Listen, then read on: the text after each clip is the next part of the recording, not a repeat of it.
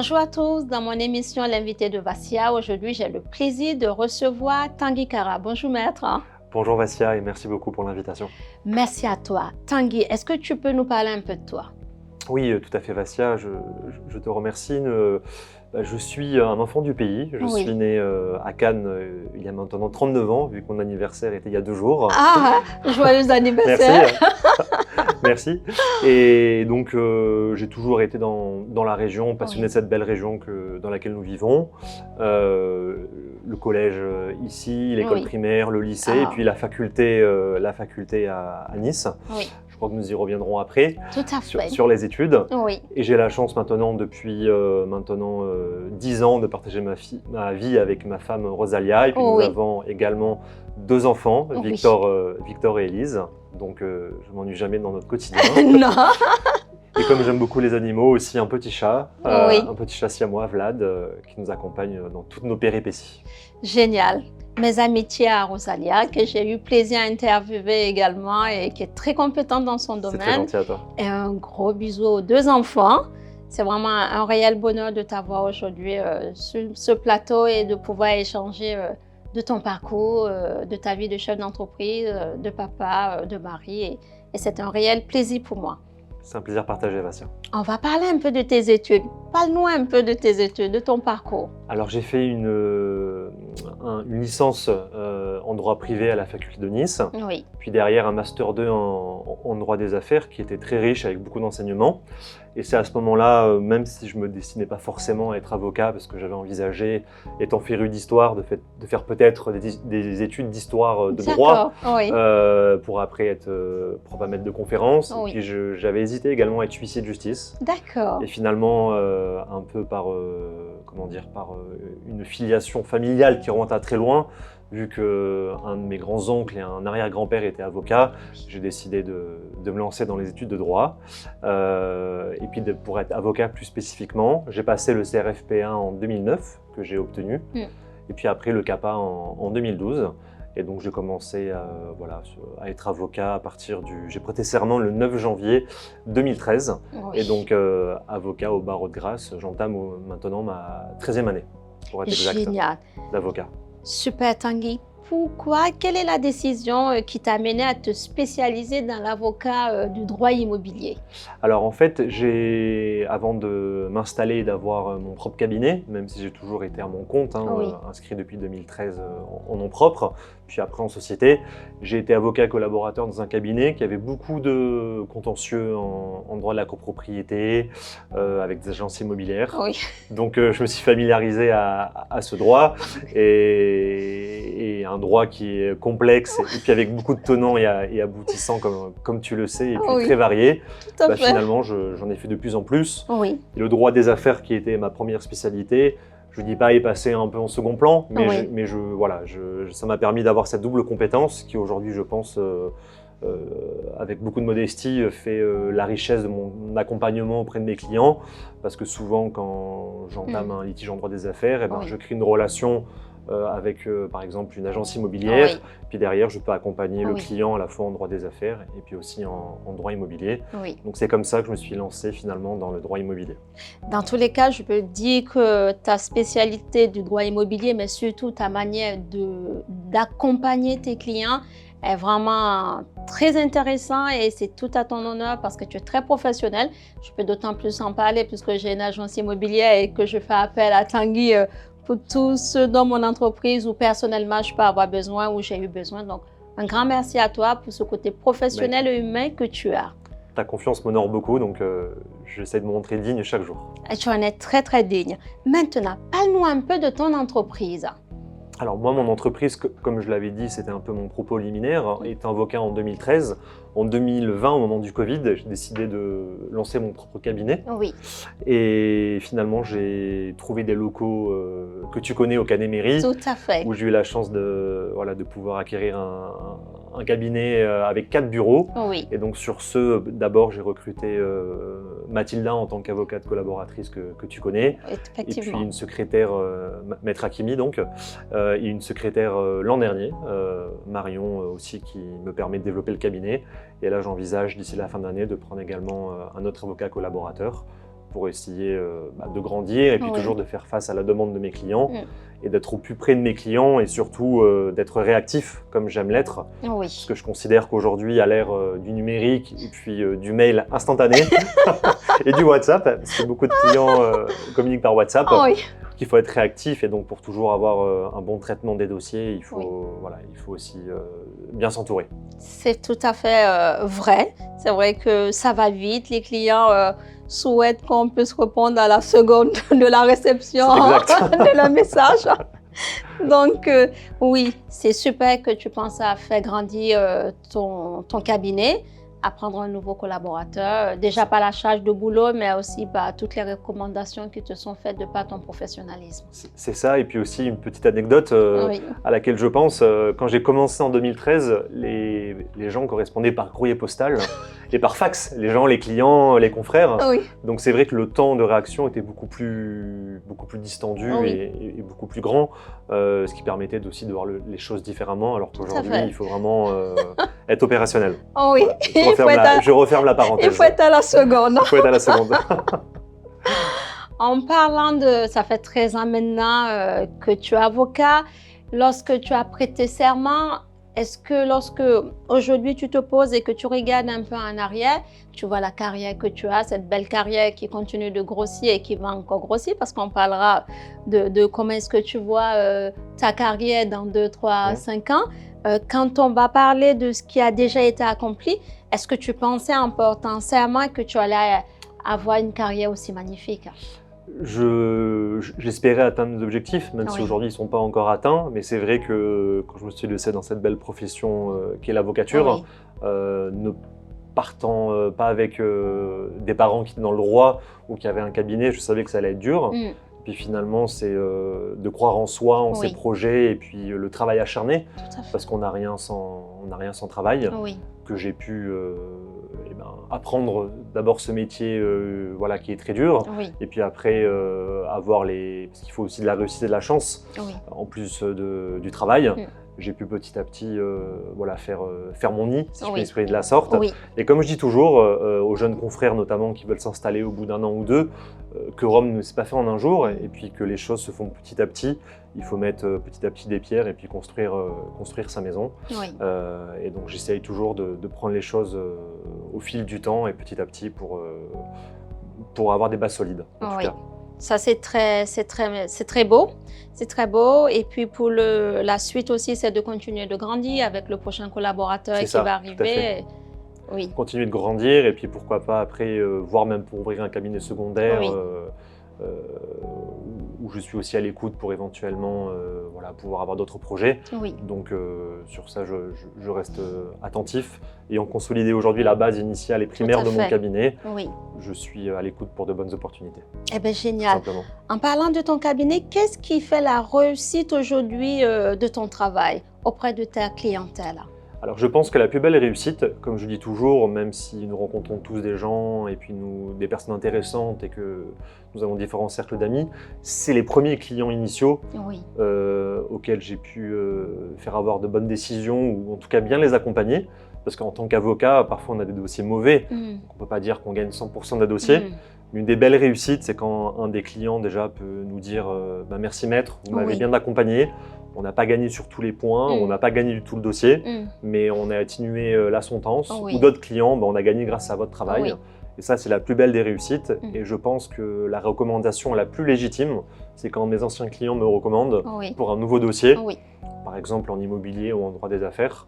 Et ça permet d'avoir d'emblée la confiance du client, d'un nouveau client, et puis une légitimité, et puis toujours perdurer ce bon conseil et cette bonne relation. Et je pense vraiment que le principal, c'est la qualité du conseil, et puis parfois dissuader de faire un contentieux, et parfois aussi privilégier un accord à l'amiable, qui sera moins bon pour le client, mais qui permettra d'avoir une décision très rapide, et d'enlever une charge mentale du procès, parce que j'ai commencé des procès en 2013, ils sont toujours pas finis.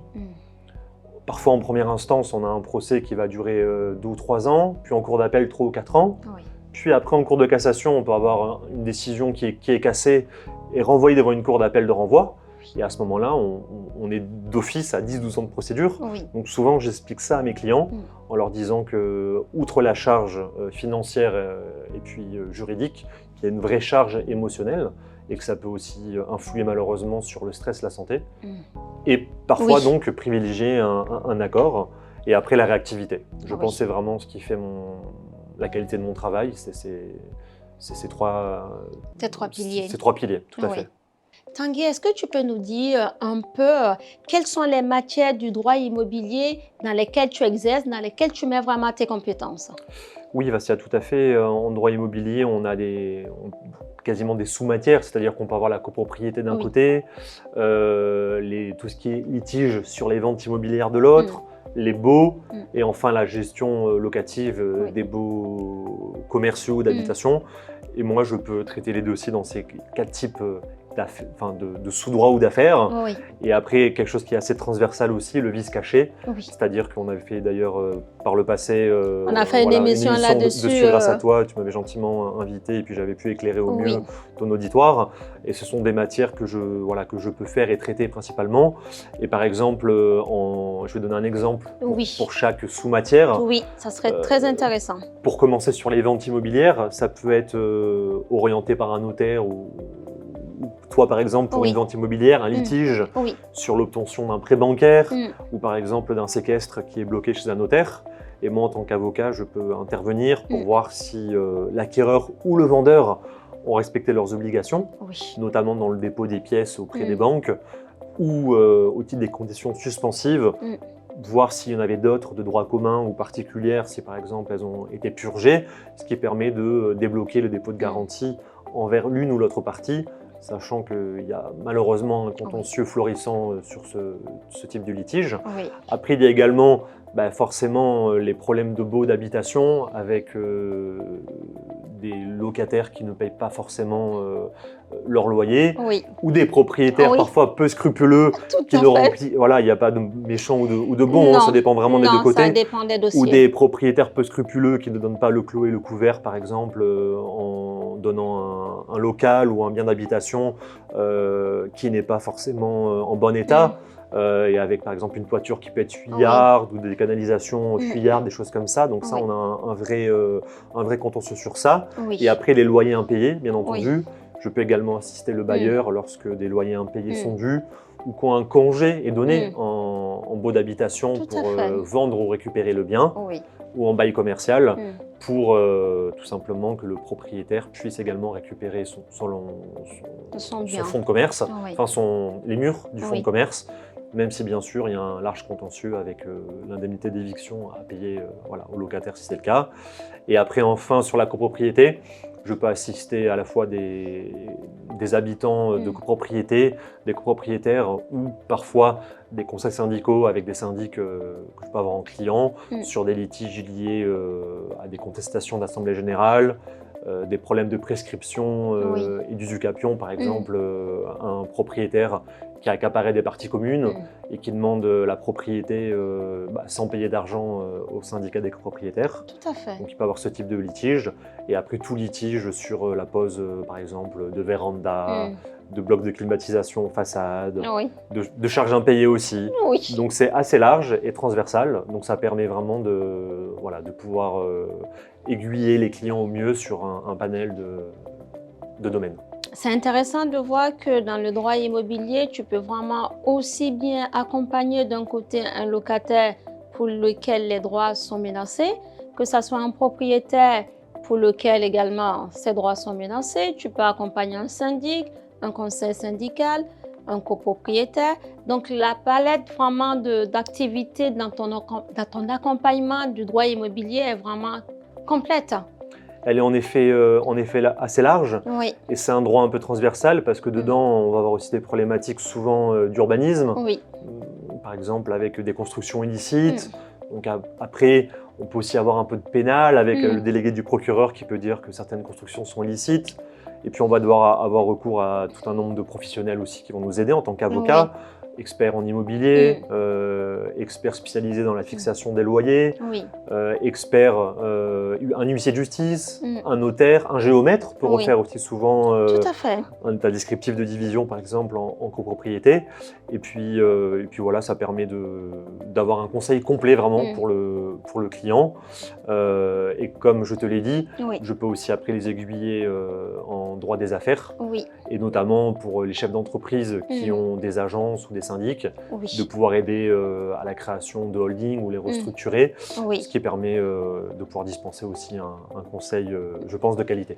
Ça, c'est important parce qu'un chef d'entreprise, qui est mon cas, aujourd'hui a une entreprise et demain a envie d'avoir une autre entreprise, peut faire appel à toi ou change ou rajoute de nouvelles activités à son entreprise, peut avoir envie de te solliciter pour que tu l'accompagnes dans la restructuration de ses statuts finalement. Tout à fait, ça peut être assez large et varié. Ça peut être par exemple pour une agence immobilière, vu qu'on parle de ce qui te concerne aujourd'hui aussi principalement, par exemple le rachat d'un portefeuille de gestion locative, ça peut être le rachat d'une agence, ça peut être également l'ouverture d'un établissement secondaire avec une prise d'un autre établissement avec la rédaction d'un bail commercial, ça peut être la cession de parts sociales aussi, si tu souhaites grandir également, t'associer. Ou la restructuration s'il y a 2 ou 3 agences avec la création d'une holding par exemple, pour faire remonter voilà, les dividendes et mieux optimiser en toute légalité fiscalement. Et puis ça peut être aussi du juridique de tous les jours, c'est-à-dire approbation des comptes, changement de siège social, avec des formalités à faire au greffe qui sont fastidieuses et puis souvent longues. Mais tout ça, je peux en effet éclairer, aiguiller le client avec un conseil généralisé. Ça, c'est super parce qu'il y a vraiment un lien entre le droit immobilier et le droit des affaires. Voilà, c'est ça. Je ne fais pas du tout de droit pénal, de droit administratif contre l'administration, même si parfois il peut y avoir des petites choses en urbanisme qui se touchent. Globalement, je fais de moins en moins aussi quasiment plus de droit du travail et des prud'hommes. Mais par contre, tout ce qui est droit immobilier et droit des affaires, je suis vraiment, tu es vraiment dans l'accompagnement total, sur ces deux volets du droit. En parlant du droit immobilier, il y a un autre volet, une autre sous-matière que tu fais bien et pour laquelle on a déjà fait une émission, c'est la vente à la bougie. Tout à fait. Oui, ça serait bien que tu reviennes un peu pour aussi faire comprendre à nos téléspectateurs que tu les accompagnes. Tout à fait, il y a les ventes aux enchères à la barre. Donc ça, c'est pas une vente à la bougie, ça je peux aussi le faire. Parfois ça m'arrive de représenter des clients marchands de biens ou des particuliers qui veulent acheter un bien aux enchères. Il faut un avocat, un pouvoir, en général un chèque de 10% du montant de l'enchère, dans la limite de 3 000 €. Et après, il y a aussi ce que je fais à la chambre des notaires, qui est la vente à la bougie, qui peut être, assez intéressant avec des bonnes affaires. C'est-à-dire quand des notaires ont des biens immobiliers à la vente dans le cadre d'une succession, et quand il n'y a pas forcément d'intérêt ou que leurs clients décident de le passer hors agence, et ben, il y a une vente aux enchères qui peut être organisée à la bougie, donc c'est-à-dire dans une salle avec la bougie qui se consume, avec un temps défini, ça va dépendre de ce que décide le notaire en charge de la vente et le notaire qui l'a fait, pendant lesquels les personnes font monter les enchères, tout simplement. Donc ça c'est une réminiscence un peu du droit romain qui est assez archaïque mais assez singulière et intéressante. Même si de plus en plus les notaires le font aujourd'hui par Internet et par une vente dématérialisée en ligne. Donc même la vente à la bougie, il y en a peut-être un peu moins qu'il y a 5 ou 10 ans. Voilà. Oui, mais ça reste intéressant. Ça reste intéressant. Oui, ça reste intéressant. Tanguy, je te remercie de nous avoir apporté ton éclairage sur les matières du droit où tu mets vraiment tes compétences. On va rebondir et partir sur le fait que tu es un chef d'entreprise impliqué. Oui, tout à fait. Je suis impliqué en effet dans la vie locale et cannoise. Étant d'ici, on fait des activités sportives, notamment au Canet, basket et tennis, et puis également ayant des enfants en bas âge, voilà, dans des établissements scolaires de Canet du Canet, je suis assez impliqué dedans. Avec des amis, nous avons également créé un club cigare. Je ne vais pas trop faire la pub à la télé, je sais, peut-être que ce sera coupé. Non, Non. Mais nous sommes aussi voilà, impliqués Oui. dans des activités un peu diverses et variées. Oui. Et puis après, impliqués dans la vie de mon barreau aussi. Même si je n'ai pas aujourd'hui de mandat électif, nous sommes toujours très intéressés voilà, de pouvoir servir au mieux les Oui. intérêts. Et puis toujours intéressés de ce qui se passe dans notre ordre Tout à fait. des avocats. Oui, c'est génial. Oui, c'est important d'avoir une vie associative, une vie impliquée dans sa région, dans sa ville. Et comme tu dis, avec les enfants, dans l'école des enfants, Tout à fait. c'est important de s'impliquer aussi aux côtés des maîtres et des maîtresses. C'est vrai, et puis peut-être même d'autres choses dans l'avenir, Oui. donc on verra. Eh Mais bien, génial. Aujourd'hui, Tanguy, avec l'expérience que tu as, avec le fait d'avoir porté serment il y a 13 ans maintenant, quels sont les conseils que tu peux donner à une femme ou à un homme qui a envie de faire le même métier que toi? Je pense que le premier conseil, c'est faire ce métier pour les bonnes raisons, Oui. c'est-à-dire pour aider les gens. Mm. Je dis les gens au Oui. sens large, Tout à qui deviennent fait. des clients. Hein. Oui. Un médecin, ce sont des patients, nous, ce sont Oui. des clients. Mm. C'est vraiment la première vocation du métier d'avocat, avec un serment. Hein. Mm. Quand on prête serment, Oui. on a des piliers fondamentaux à respecter, notamment la liberté, la dignité, Oui. et puis aider nos clients, ça fait vraiment partie de notre serment, de manière désintéressée, Mm. même si forcément le métier ayant changé, Mm. aujourd'hui il y a une facturation, Ah oui. ça c'est certain, Oui. mais ça c'est vraiment la première chose. La seconde chose, je pense, c'est croire en soi, croire dans les valeurs du travail. Oui. Et puis toujours s'accrocher parce que c'est un beau métier, mais il y a des moments souvent difficiles. Donc il faut bien être accroché. Et puis après, c'est vraiment avec le fil du temps, prendre de l'expérience, bien se former pour monter son cabinet Oui. et toujours être droit dans ses bottes. Tout à fait. Ne jamais transiger, toujours être droit dans ses bottes avec ses principes et ses valeurs. Oui. Ça, c'est important. En parlant du fait d'être droit dans ses bottes, du fait de donner des conseils, d'y aller pour les bonnes raisons, pour le métier d'avocat et pour les autres métiers, quel est ce que tu peux apporter comme conseil à notre jeunesse aujourd'hui? Vraiment, notre conseil à notre jeunesse, c'est un conseil, à mon sens, de bien travailler à l'école Oui. et à la faculté. Oui. Vu qu'on parle de jeunesse, souvent de lycéens ou d'étudiants, de jeunes étudiants, Oui. ne pas croire qu'on fait plaisir à nos parents en travaillant bien, mais c'est vraiment pour soi. Oui. Et puis faire des études, en tout cas de mon point de vue juridique, ça devient très compliqué sur la sélection parce qu'il y a peu de place pour être avocat, hein, c'est un concours, Oui. pour en tout cas être avocat, et puis tous les concours ça devient pareil, notariat, huissier, enfin commissaire de justice, donc c'est vraiment des places qui sont chères, donc c'est du travail, de la rigueur, du sérieux. Et puis surtout, on a la chance, encore en France, que les facultés par rapport à d'autres pays soient gratuites. Oui. Donc c'est profiter de cela. Inscription, en tout cas, c'est pas comme aux États-Unis, 50 000 euros, 100 000 euros l'année. Oui. Donc c'est vraiment profiter de ça. Et il y a vraiment encore, je pense, de la place pour des gens qui ont du cœur et qui peuvent bien représenter leurs clients et être sérieux. Oui. Et beaucoup lire. Oui. Si je peux avoir un conseil, parce que les magistrats aiment des belles rédactions. Oui. Donc c'est beaucoup, parce que je pense que c'est en lisant également qu'on se forme et qu'on peut avoir un style. C'est vrai. Plein de syntaxe. Et jeune d'ailleurs. Tout à fait. Oui. On va maintenant parler de l'équilibre que tu dois avoir. En tout cas, comment est-ce que tu le gères en ta vie privée, ta vie associative, parce qu'on a entendu que tu as un club de cigares, et ta vie professionnelle. Donc, comment est-ce que tu arrives à avoir cet équilibre aujourd'hui? Comment tu tentes pour l'avoir dans tous les cas?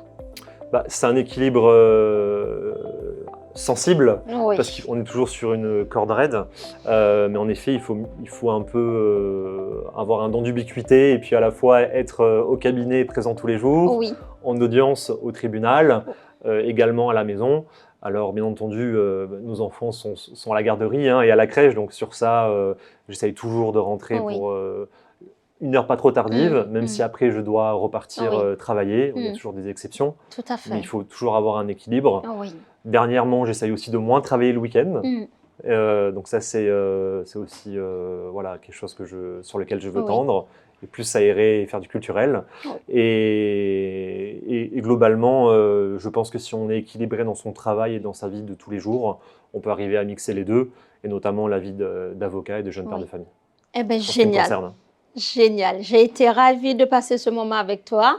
On a appris à mieux te connaître, hein. Nous avons été ravis de vous présenter cette émission. Nous vous souhaitons une excellente journée. Prenez bien soin de vous et à bientôt dans un prochain épisode. Merci à toi, Tanguy. Merci à toi, Vassia.